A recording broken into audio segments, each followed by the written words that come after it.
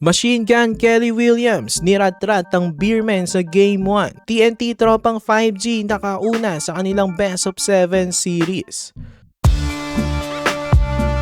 So TNT tropang 5G naka first blood sa San Miguel Beerman. Kinuha nga nilang Game 1 96-91.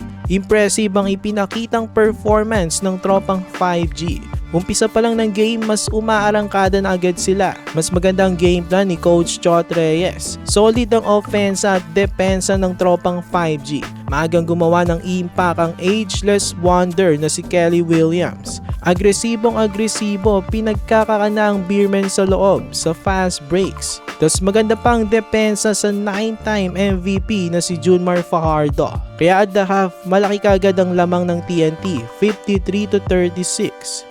Pero alam niyo naman ng San Miguel Beerman, hindi sila basta-basta susuko. Sa third quarter, nakabalik nga sila. Ginawang close game, pero kada hahabol itong Beerman, sinasara ng TNT ang pinto. Parating may pamatay sunog. Kagaya na lang ng fourth quarter, dalawa na lang ang lamang ng TNT. Ray ng batak nakatres para patayin ang run ng SMB.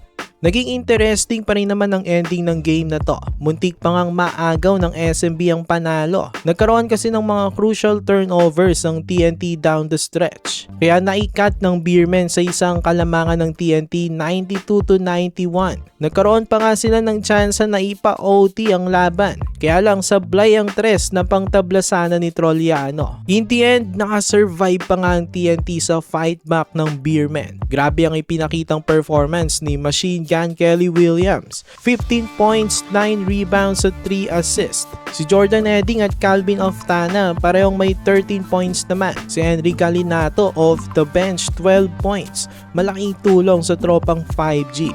Balanse ang scoring ng TNT dito sa Game 1. Na-outscored nilang bench ng SMB 48-27.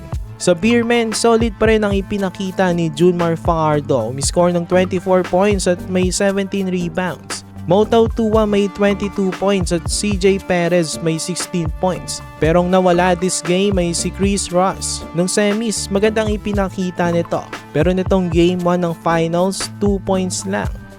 Don Trolliano naka 4 points lang din. Bukas susubukan ng TNT makaabante ng 2-0 habang sisikapin naman ng Beerman itablang series. So yan lang mga kabakets. For more PBA content, ilike nyo ng ating video at mag-subscribe na rin sa JB Buckets.